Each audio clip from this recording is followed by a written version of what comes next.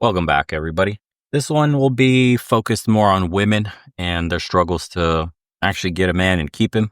Shopping in the market today, it's hard for both men and women, but we've been focusing on more of the man side. This will give you guys some insights as well as the ladies of, some of the things that they're struggling with. So you probably never thought about dating relationships like this, but I think it's time someone drops this kind of truth bomb on everyone. You see, dating is basically a marketplace if you want to think of it in those terms, and understanding how to close a deal is something most women weren't actually taught. Getting a man is easy, but keeping him is hard. And when it comes down to it, most women don't know how to close in a relationship, not because they're incapable, but because they've never had to. The cold hard truth is that dating works like sales, and in any transaction, someone is buying and someone is selling. Most guys instinctively recognize this from day one, but many women go their entire lives without ever realizing it. And it's like this. Think about any transaction in your life. You don't walk into a car dealership and the salesman says, "I need you to give me $30,000 today because I have bills to pay." That'd be absurd. And yet women approach dating with this exact same energy, focusing entirely on what they want instead of what they're offering. Listen to me, ladies. From puberty, most women receive endless attention from men without having to do much. That's the truth. The supply of interested men outweighs the demand. So for the first decade or more of their dating lives, you never learn how to create interest, maintain it, or close the deal when it matters. Think of marriage. It's like winning the lottery every day. You never learn financial discipline because money just appears. And this attention creates a fundamental misunderstanding about how relationships actually form. You see, most women often believe men are naturally drawn to them for just existing rather than recognizing that men are approaching based on perceived sexual opportunity. It's the same as thinking customers enter a store because they care about the store's financial well-being, rather than wanting what the store is selling. The men figure this out early because they had to. A man who directly asks for sex gets rejected immediately. It's too transactional, too obvious, too selfish. So what did men do? They adapted. They learned to create experiences, emotions, and connections that women respond to. They studied what works and they adjusted their approach, and they mastered the art of making women feel something. Just like a woman always says, he doesn't make me feel anything. So men got good at that. And the dude making you laugh at the bar isn't doing it because he naturally loves comedy. And the man creating mystery and intrigue isn't actually mysterious by nature. They learned these skills through thousands of rejections, constant calibration, and understanding what you respond to versus what you say you want are two completely different things.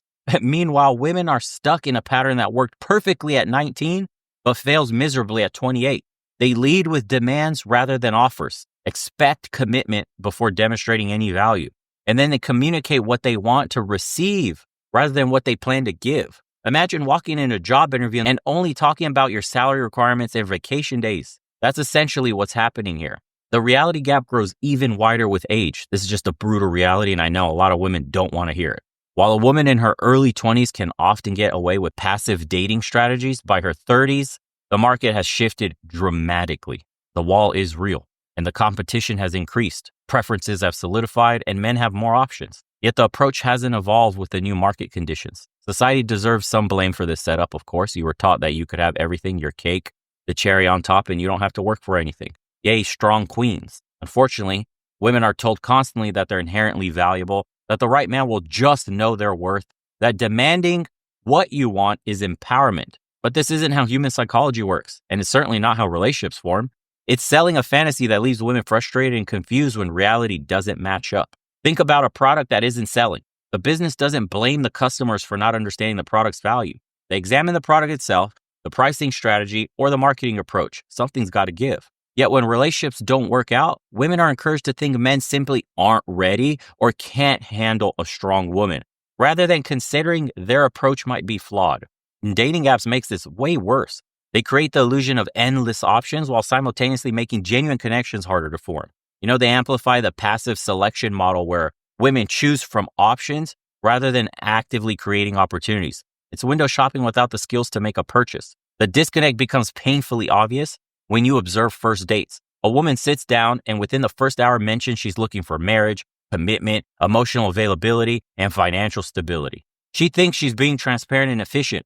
In reality, she's committing the cardinal sin of sales, leading with her commission rather than the customer's benefit. These desires existed before she ever met this particular man.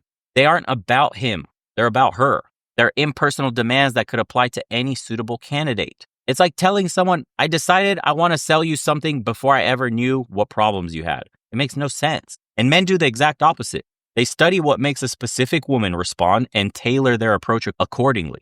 If she laughs at sarcastic humor, they amp it up. If she values confidence, they demonstrate decisiveness. If she responds to ambition, they highlight their goals. The focus stays relentlessly on what she wants, not what they want. This isn't manipulation. It's effective communication.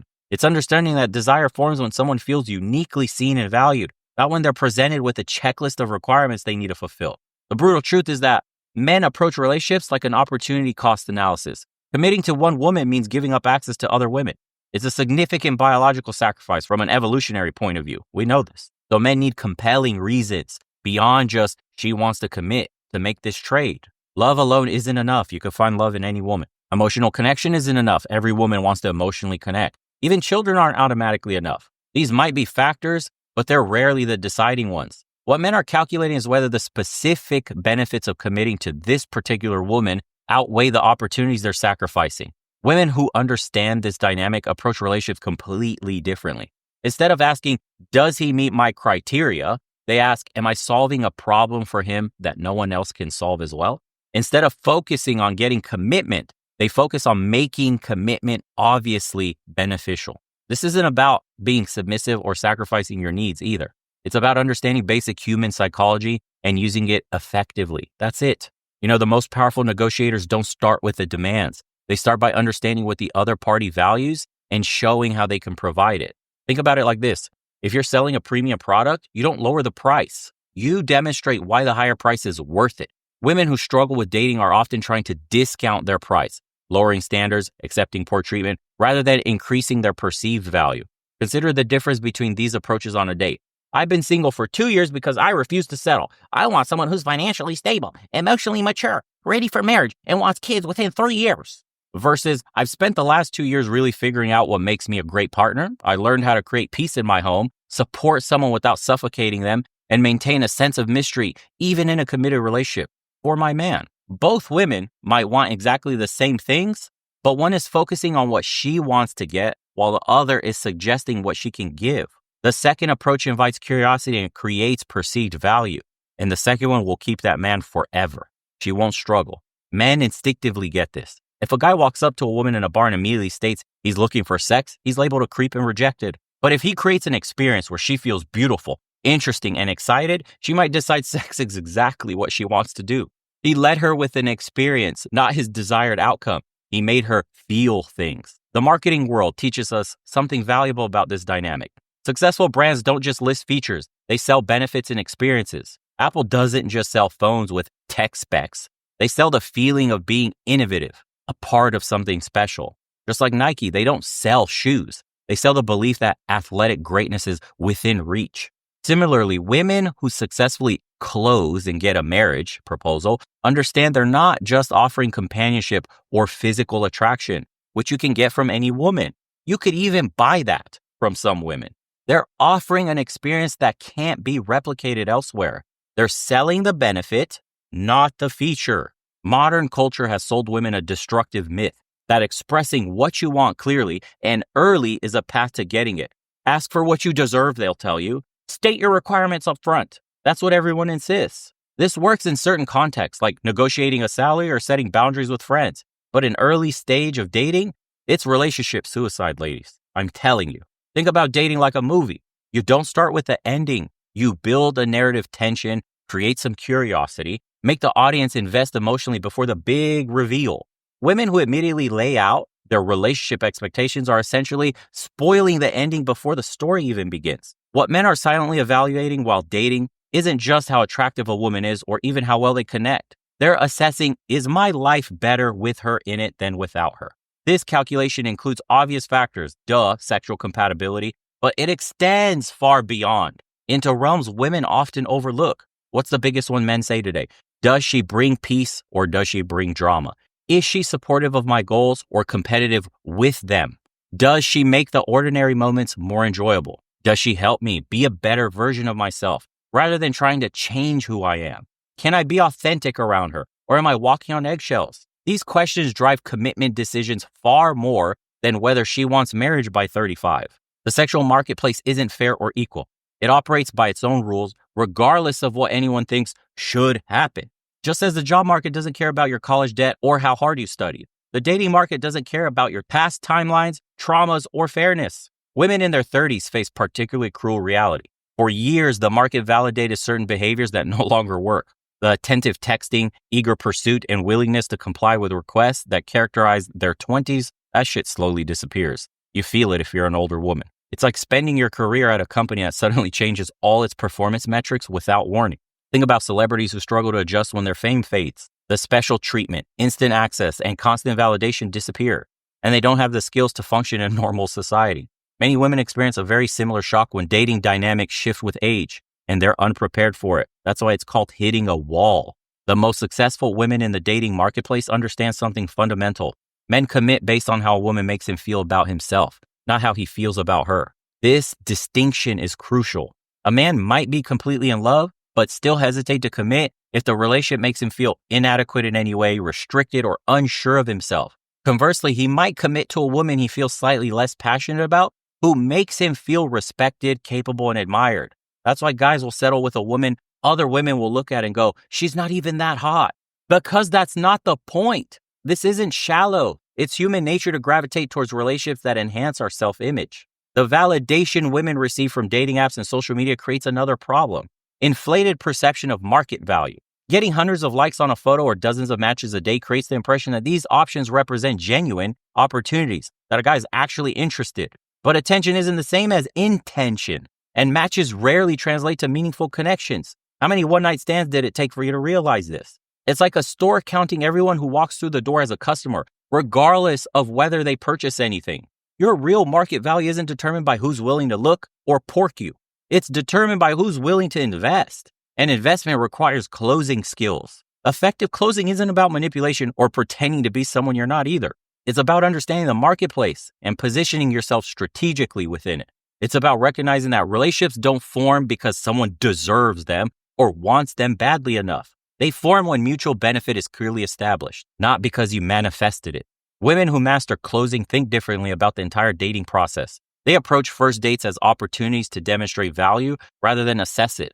You understand that attraction develops gradually through positive experiences, not through stated intentions, not your grocery checklist. And they recognize commitment follows demonstration, not declaration. This shift in thinking will transform everything for you. Instead of wondering, is he giving me what I want? They ask, am I giving him an experience he can find elsewhere? Instead of trying to secure commitment through discussion, they make commitment the obvious choice through action. They focus on being irreplaceable rather than just desirable. A man will think, I can't lose this woman. She makes my life better. The physical aspect of relationships can't be ignored in this equation either, of course. Many women use physical intimacy as a bargaining chip. That's one way to lose completely. Withholding it to secure commitment or offering it to maintain interest. Both approaches fundamentally misunderstand male psychology. Men don't value what's freely given or what's permanently withheld. They value what's earned through genuine connection. You can't lead with sex the same way a man cannot lead with his wallet. Both will get used and mean nothing to the other person. Women who understand this dynamic create a different experience. Physical intimacy becomes neither a reward nor a tool, but it's an authentic expression of developing a bond. The focus shifts from using physical connection to secure other goals to making the entire relationship, physical and emotional, something of unique value. The modern workforce offers a perfect parallel to this. Companies no longer expect lifetime loyalty in exchange for a paycheck. They understand they must continuously demonstrate value to retain the talent. Similarly, relationships require ongoing value creation, not just the initial attraction. Men commit and remain committed when the relationship consistently enhances their life in ways they can't replicate elsewhere. No other woman would be willing to do. And it's this understanding that creates a shift in how conflicts are approached too. When disagreements arise, women who understand closing don't focus on winning the argument. They focus on preserving the relationship's value proposition. They ask something like this: how do we solve this together? Rather than how do I get my way? The goal becomes resolution that strengthens the bond, not a victory that damages it. And today's marketplace is more complex than ever. Let's be honest. People have more options, less patience, and higher expectations. And dating apps create the illusion of endless choice while making genuine connections increasingly rare. In this environment, the ability to close effectively isn't just helpful, it's essential. You don't want to be part of that 2045 statistic where majority of women have no kids or no man. And the women who succeed don't waste energy complaining about these realities. They don't lament that men should recognize their value without demonstration or commit without compelling reasons. They simply become exceptional at navigating the marketplace as it exists, not as they wish it existed. Stop trying to live in the past or try to make a future for a man and how he should behave. This brings us to the uncomfortable truth that underlines all successful closing. You must be willing to walk away. Paradoxically, the women who are most successful at securing commitment are the ones least desperate to obtain it. This works for men as well. They operate from an abundance rather than scarcity, from confidence rather than neediness. Desperation repels for both sexes. Self-assurance attracts. Men can sense when a woman is trying to secure commitment out of a fear rather than creating an experience so valuable he wants to maintain it, or trying to lock down a paycheck for life. The experience is subtle, but it's significant. One approaches relationships from lack, the other, completeness. The skill of closing isn't taught to women because it contradicts the cultural narrative that relationships should just happen organically when you meet the right person. That's not the real world. And this fairy tale leaves women thinking, or at least being unprepared for marketplace realities and frustrated, especially when their relationships don't progress as desired. The effective closing requires understanding of not just what men say they want, but what they actually want, what motivates their decisions. It requires seeing beyond surface level attraction to the deeper value that drives commitment. So that means recognizing that showing is always more powerful than telling. This is why men's circles say, don't listen to what she says, watch what she does. Ladies, you need to apply that similar tenet to yourself and how you behave with your man. Talk is cheap. When a woman truly grasps these principles, dating transforms from a frustrating series of disappointments to a strategic process that she can actually navigate confidently. You stop wasting your time on men who don't commit and become skilled at creating relationships where commitment is the natural next step rather than a reluctant concession. You forced a guy into it, bullied him. And it's not even the guy you wanted. It's for a guy you settle for. And the marketplace will always favor those who understand its rules and operate skillfully within them. Women who master closing don't fight against these realities. They often use them to create the relationships they desire. And they recognize that what you want doesn't matter nearly as much as what you offer.